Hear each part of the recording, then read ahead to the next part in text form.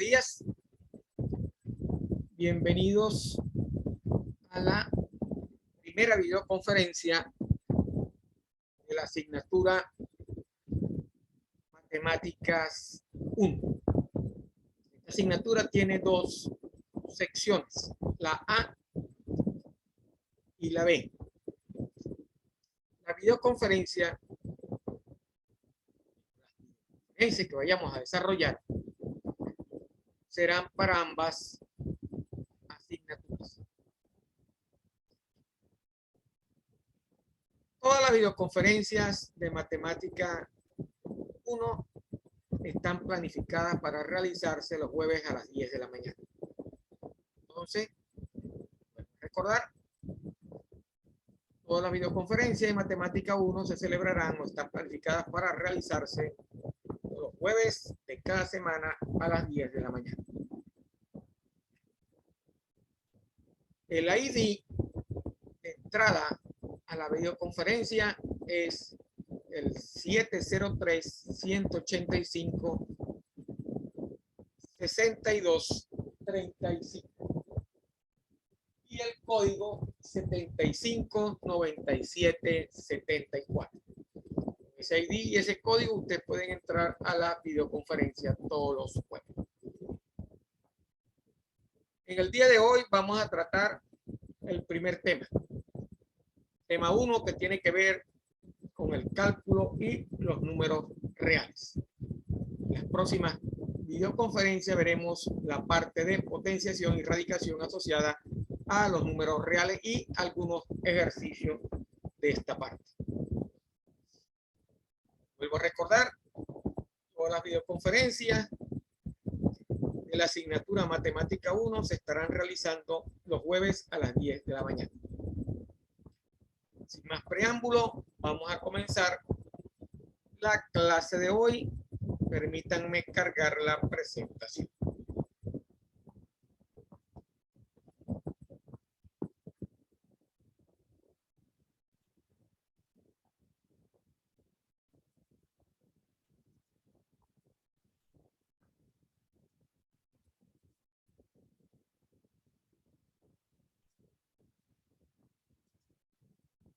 Ok, aquí ya tenemos la presentación del tema número 1, cálculo y números reales.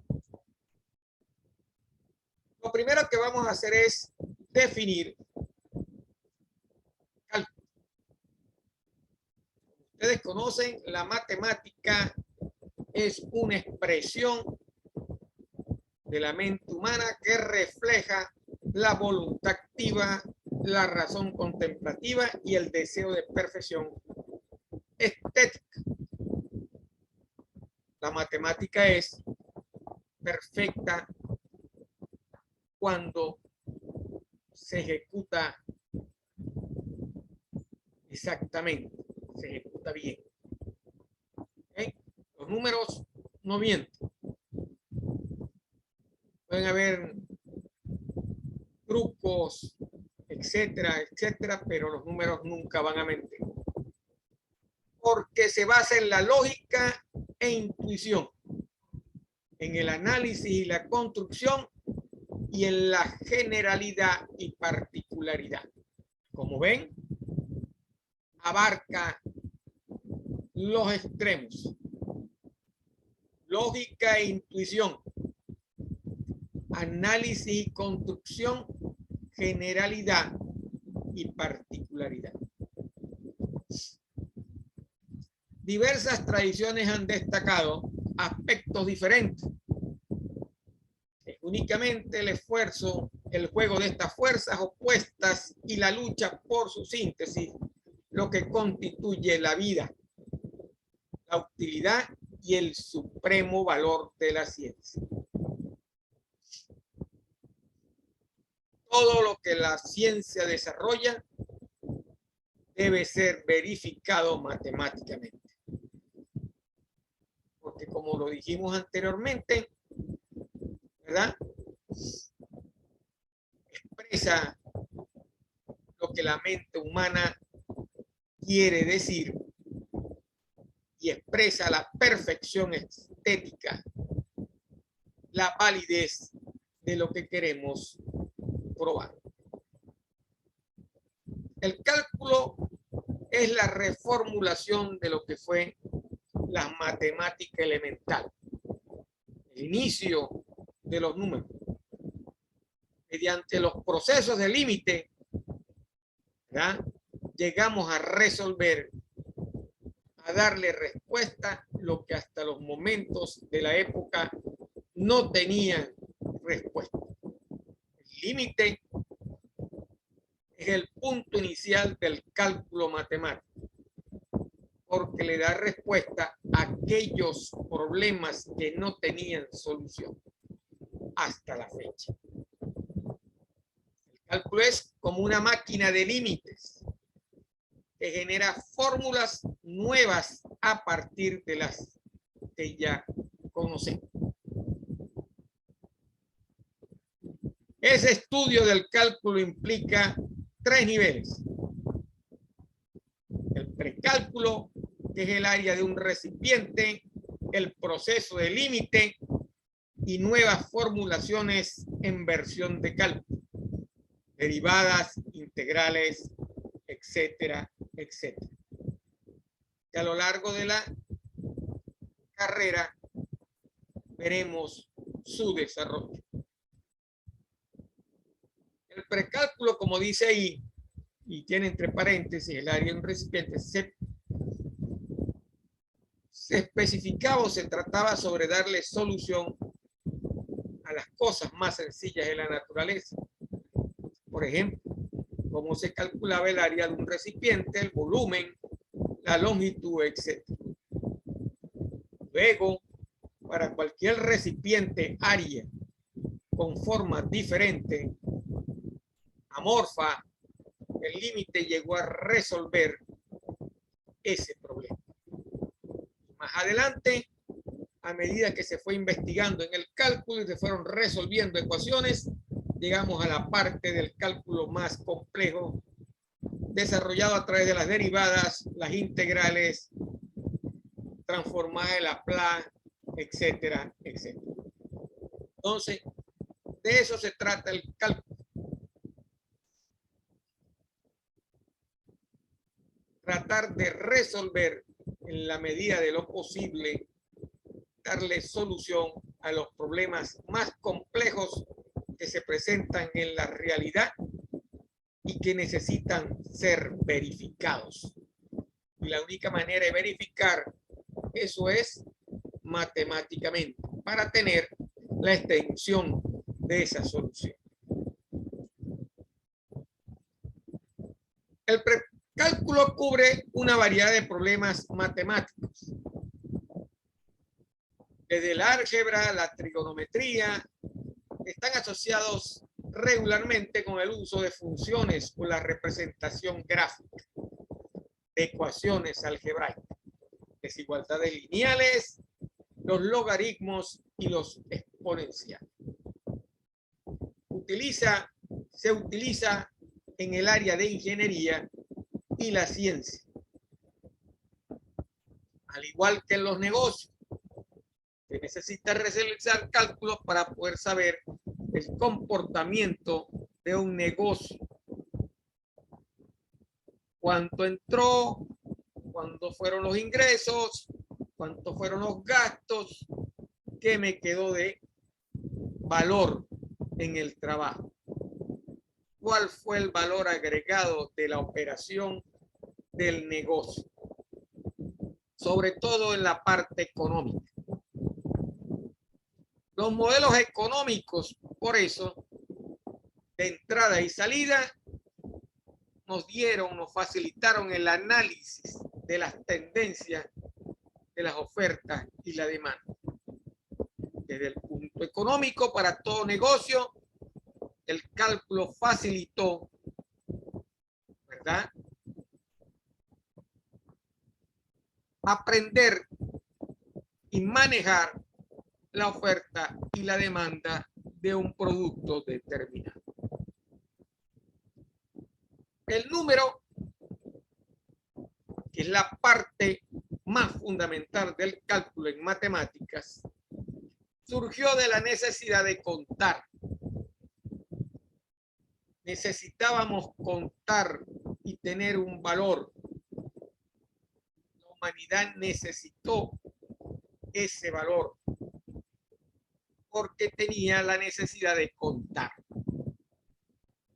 Su origen se remonta a la antigüedad. A través de los siglos ha pasado por un proceso de extensión y de generalización. La aritmética, que es el proceso de realizar operaciones con números o variables, ¿verdad? Nos regaló o nos facilitó las operaciones que utilizamos a diario. La adición, que es la suma, la sustracción, que es la resta, la multiplicación, la división, las potencias, las raíces, los logaritmos, etcétera, etcétera. Entonces, la aritmética, a través del cálculo, o mejor dicho, el cálculo a través de la aritmética, utilizando los números, nos facilitó las operaciones que utilizamos en la vida diaria, que ustedes conocen: suma, resta, multiplicación y división, que son las más básicas. Más adelante, a la hora de buscar cosas más complejas, se desarrollaron los modelos de las funciones integradas por las variables para tener una respuesta de un fenómeno que se hizo más complejo y que queríamos resolver. La historia del cálculo se inicia en el siglo XVII, cuando se desarrollaron las técnicas matemáticas y se utilizaron nuevas ramas de la ciencia, ¿verdad?, cuyos protagonistas principales fueron, en el año 1601 a 1664, el señor Pierre Fermat, un abogado francés que dedicó gran parte de su tiempo al estudio de las matemáticas y se considera el fundador de la teoría de los números. René Descartes, ustedes lo han oído anteriormente, entre 1596 y 1664, que fue un contemporáneo de Fermat, publicó una obra revolucionaria, La Géométrie, dicho de esa forma, que describía la relación entre la geometría y el álgebra, dando origen a la geometría analítica. Gottfried Wilhelm Leibniz, entre 1646 y 1716, fue el responsable de crear el dolor de cabeza del cálculo diferencial e integral. Dolor de cabeza para quien no lo estudie, porque el que lo entiende y lo estudia se va a dar cuenta que es una de las actividades y uno de los procesos más bonitos de la matemática. La dinámica del lenguaje binario también fue desarrollado por este señor.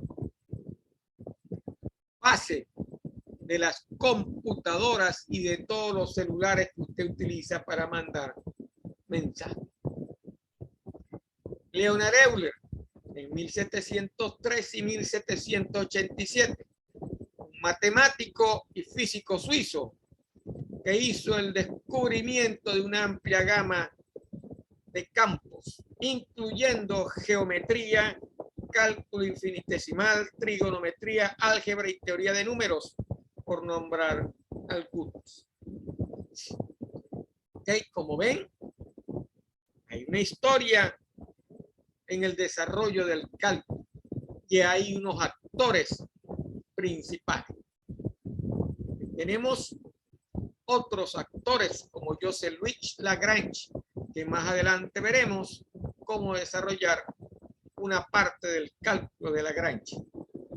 Creó el cálculo de variaciones y la teoría de las ecuaciones diferenciales, que vinieron a resolver en muchos problemas científicos obteniendo solución. Contribuyó con el cálculo finito con las fórmulas de interpolación que lleva su nombre. La interpolación de Lagrange es una interpolación que utilizamos en ingeniería. Y Agustín Cauchy, que fue el pionero del análisis y la teoría de permutación de grupos, más dirigido hacia la parte de estadística. También investigó la convergencia y la divergencia de series infinitas, ecuaciones diferenciales, determinantes, probabilidad y física matemática. Como ven, hay una serie de actores que han contribuido de manera importante a el cálculo diferencial e integral, a las matemáticas en sí.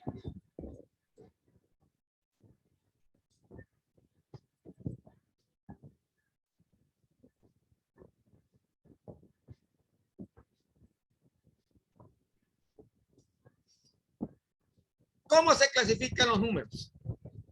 Tenemos una gráfica donde tenemos la clasificación general de los números. Los complejos incluyen los números reales e imaginarios.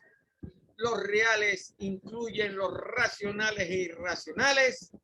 Los racionales incluyen los enteros y fraccionarios. Los enteros, los naturales, el cero y enteros negativos. Y los naturales, el 1, los números primos y los compuestos.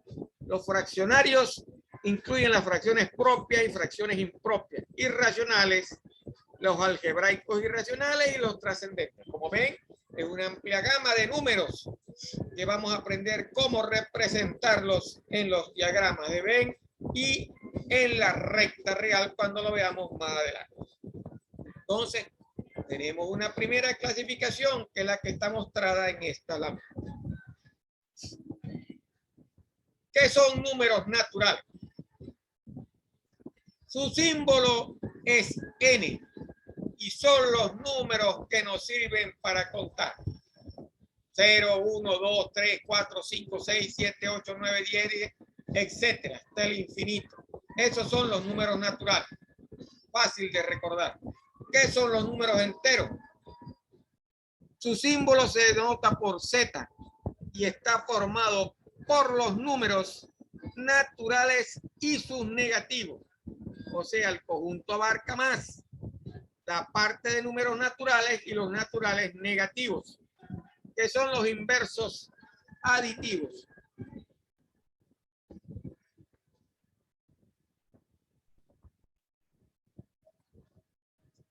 Y luego tenemos los números racionales. Su símbolo es Q dentro de la notación y es el conjunto de todos los números que se pueden escribir con el cociente entre dos números enteros. O sea, los números racionales son cocientes, fracciones que se pueden escribir, ¿verdad?, entre dos números enteros, positivos o negativos, porque los enteros son positivos y negativos. Ahí tenemos un ejemplo. Tercio, 2 tercios, 9 séptimos, 1 medio, son números racionales. Los números enteros son menos 2, menos 1, 1, 2, 3. Y los números naturales van del 0 al infinito. Números irracionales. Su símbolo es I. Y es el conjunto de todos los números que no se pueden escribir como el cociente entre dos números enteros. Lo contrario de lo anterior. Ejemplo, raíz de 2, raíz de 3/4, el número pi y el número e. ¿Okay? Y los números reales, que su símbolo es R, el conjunto que resulta de la unión de los números racionales con los números irracionales. O sea que también deben estar incluidos los naturales y los enteros, ya que los racionales se forman por el cociente de dos números enteros y los irracionales son aquellos que no se forman por el cociente de dos números enteros. Las raíces, pi, el valor e, ¿verdad? Quiere decir que los números reales abarcan todos los números. Positivos, negativos, raíces, constantes, etcétera, etcétera. ¿Ok? Entonces, es la primera clasificación que tenemos de los números reales. Vamos a poner un ejemplo acá. Vamos a clasificar los siguientes números según al conjunto al que pertenece. ¿Ok? 2, menos 3, raíz de 3, 4 medio, e, menos pi entre 10 y 3.1416 y 9 cuartos.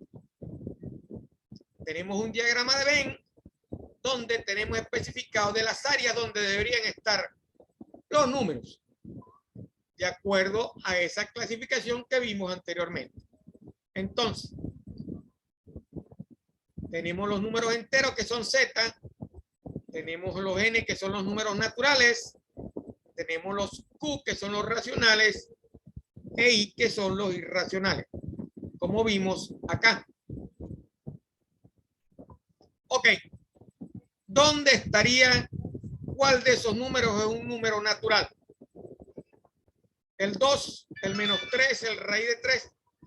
Vemos que el 2 es un número natural, ¿correcto?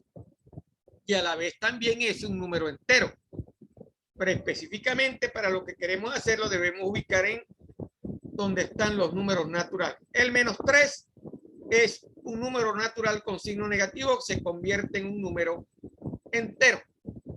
4 medios es un número racional. E es un número irracional, igual que menos pi 10, 3.1416 y 9 cuartos. 9 cuartos es un número racional. Entonces, ahí tenemos los números racionales: 3, 14, 16, 9 cuartos, pi sobre 10 es un irracional, raíz de 3 es un irracional, e es un número irracional. Como números enteros tenemos menos 3 y 2, lo dijimos anteriormente. Un número natural es también un número entero. Y como número natural tenemos el 2. ¿Por qué el 4 medios es un número natural? Porque si resolvemos 4 entre 2 nos va a dar 2 y 2 es un número natural. Quiere decir que los racionales al efectuar la operación debe ser un número con decimal. 9 entre 4 es un número racional. 3,1416 es un número con decimales. Entonces, todos los números decimales son racionales. Si la operación da un número entero, positivo o negativo, se transforma, un número positivo se transforma en un número natural. Ok. Aclarado esta duda, sigamos. Vamos a definir en la definición de los números reales, vamos a hacer la definición. Es el conjunto formado por la unión entre los números racionales y los números irracionales. ¿Por qué? Porque los números racionales y los irracionales comprende todo el conjunto. Y comprende también a los enteros, positivo y negativo, y los naturales.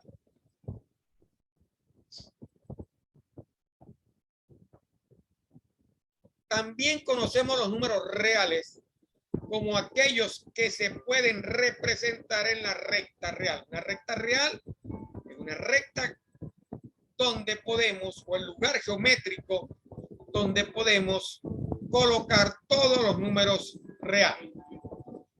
Entonces, los números reales es el conjunto formado por la unión de los números racionales y los irracionales. Ejemplo, vamos a graficar en la recta real todos los números. Todos los números pueden ser graficados en la recta real. 3 menos 89 menos 2 séptimo, 2,18 más o menos raíz de 2, 23.49102. Ahí tenemos en la recta ubicado cada uno de los términos de los números que están en la parte de arriba.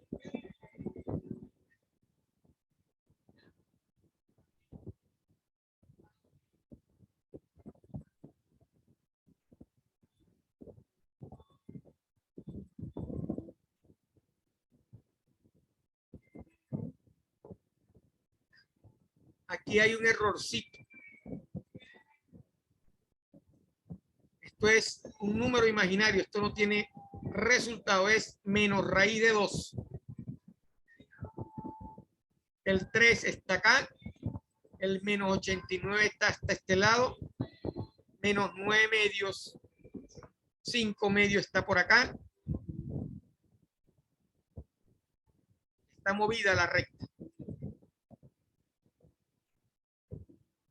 No quedó muy bien esta recta acá.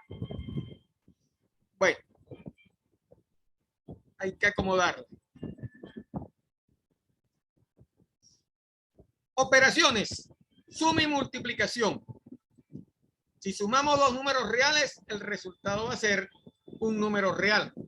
Si multiplicamos dos números reales, el resultado va a ser un número real.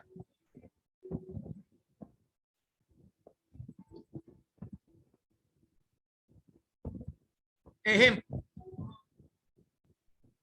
2, menos 3 sería 2 más menos 3 sería menos 1. Para multiplicar estos dos términos, 2 y menos 3, 2 por menos 3 daría menos 6, porque 3 por 2 sería menos 6.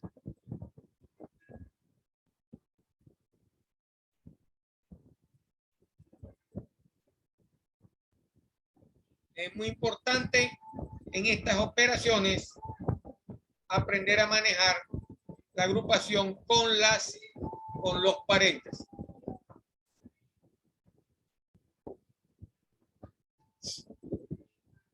Propiedades de la suma y la multiplicación.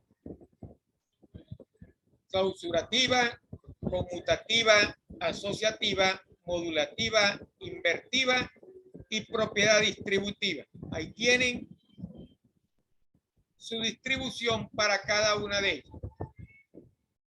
¿Qué significa cada una de esas propiedades? Si yo sumo dos números reales, el resultado va a ser un número real porque pertenecen al mismo conjunto.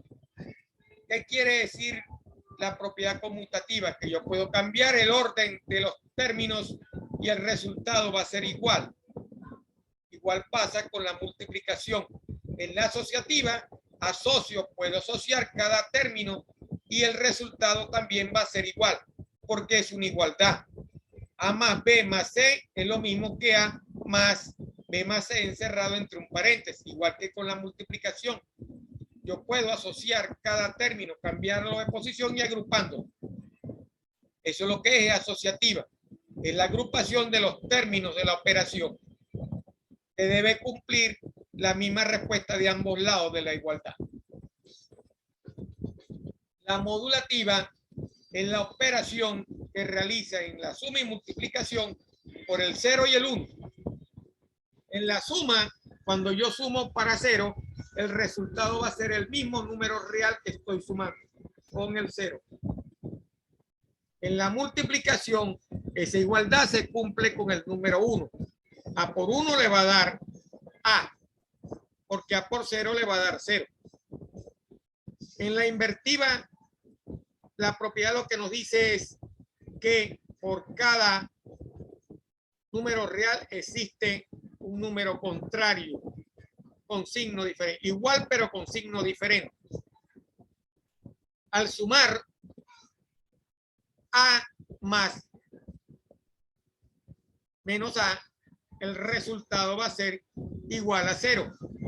Y en la multiplicación, la invertida será su cociente. O sea, la invertida trata de el inverso del número, la operación entre el inverso del número en la suma. Si los números son iguales, en la suma sería igual a 0. Si los números son iguales, en la multiplicación el valor va a ser igual a 1. Porque la invertida de A en la multiplicación es el cociente. Y la invertida de A en la suma es el signo negativo o el menos A. Su operación da 0 en la suma, su operación da 1 en la multiplicación. Invertida significa realizar la operación, pero con el mismo número, con signo diferente, en la suma, con el mismo número en la operación, en la multiplicación, pero en forma de cociente. Y la propiedad distributiva no es más que la combinación de la multiplicación y la suma de números reales. Como especifica el ejemplo, A por B más C es A por B más A por C. Distribuye en la igualdad la operación. Entonces, resumiendo, propiedades de la suma y la multiplicación: clausurativa, conmutativa, asociativa, modulativa, invertida y propiedad distributiva. La lámina explica muy bien esa parte. Vamos a realizar un ejercicio. X más 8 igual a 8 más X. ¿Qué propiedad es? 2 por Y menos 3 igual a Y menos 3 por 2. 7 por A más B más C igual a 7 más multiplicado por más B más 7 por C. Raíz de 5 por 1 entre raíz de 5 que es igual a 1.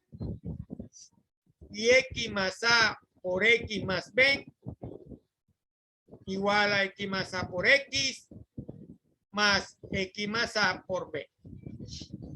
Entonces, aplicando, para saber qué propiedad estoy aplicando, buscamos la respuesta. En la primera es conmutativa para la suma. El orden de los factores no altera el resultado. En la segunda también es conmutativa. El orden de los factores no altera el resultado. Se cumple la igualdad de ambos términos de la igualdad. En la tercera he hecho una distribución. Distribuí el 7 por A más B más el 7 por C.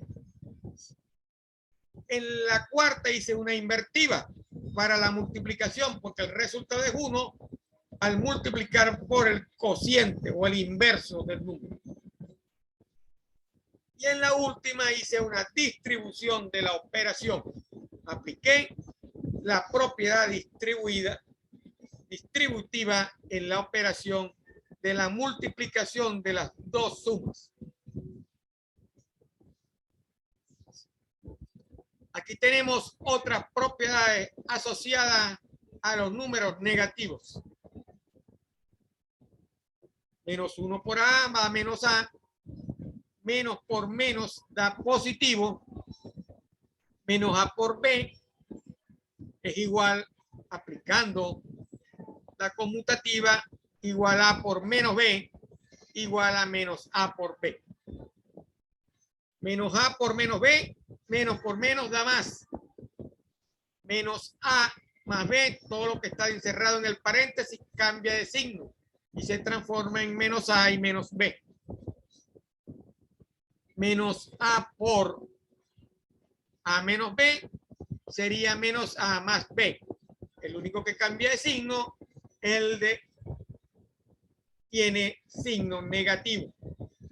Todo lo que está encerrado en un paréntesis, que está precedido por un signo menos, cambia dentro del paréntesis su signo. Esa ley hay que recordarla porque es muy importante para realizar operaciones de suma, resta y multiplicación. Esas leyes hay que aprenderse. Operaciones de sustracción y división. Vimos suma y multiplicación. Ahora vamos a ver resta y división. La sustracción o resta es una suma y la división es una multiplicación. La resta la definimos como A menos B igual A más por menos B. Es decir, A menos B se define como A más el inverso aditivo de B. Porque menos B es el inverso aditivo de B. Entonces, la resta se define como A más el inverso aditivo de B. Y la división se define como el inverso multiplicativo de B. A entre B es igual a por 1 entre B. Porque 1 se ve es el inverso aditivo multiplicativo de B. Fracciones. ¿Qué son fracciones? Los elementos de una fracción son numerador y denominador. Una fracción no es más que una operación entre un numerador y un denominador, donde el numerador es el número de partes que se tiene y el denominador es el número de partes iguales en que se ha dividido la unidad, representada por el numerador.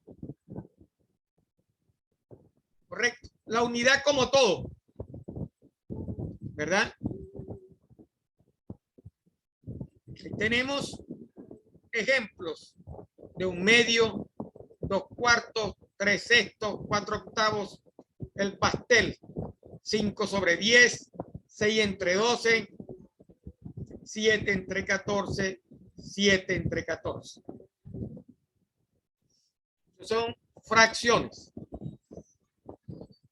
Operaciones de fracciones, suma y resta. Para sumar fracciones con igual denominador, se suman los numeradores y se deja el mismo denominador. A sobre D más B sobre D es igual a más B sobre D. 4/6 más 3/6 más 8/6 es 4 más 3 más 8 dividido entre 6 y 15/6. Para restar es lo mismo cuando tienen el mismo denominador. A sobre D menos B sobre D es igual a menos B sobre D. 9/7 más 3/7 más 4/7. Aquí no debería ser más, sino menos. Hay un error en esta lámina. 9 menos 3 menos 4 entre 7 igual a 2/6.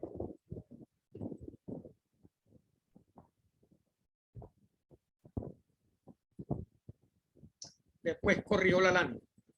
Aquí no es más, sino menos. La misma operación que realizo en la suma, lo realizo en la resta.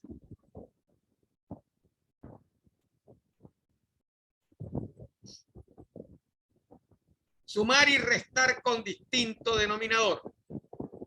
Para sumar y restar fracciones con distinto denominador, se calcula el mínimo común múltiplo de los denominadores, que es el denominador común de todas las fracciones. Luego se divide el mínimo común múltiplo por el denominador de cada fracción y el cociente obtenido se multiplica por el numerador. Entonces, para yo dividir,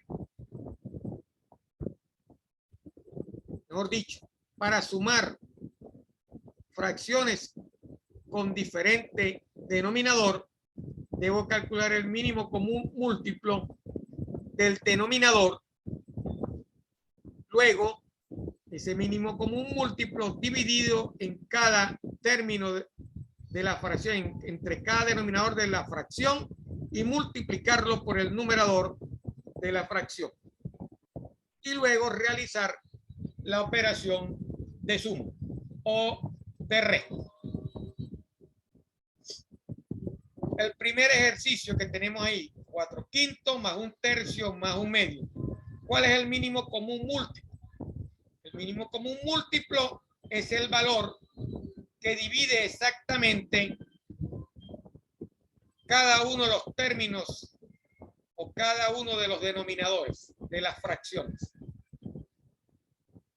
Como vemos, el mínimo común múltiplo de ese ejercicio es 30.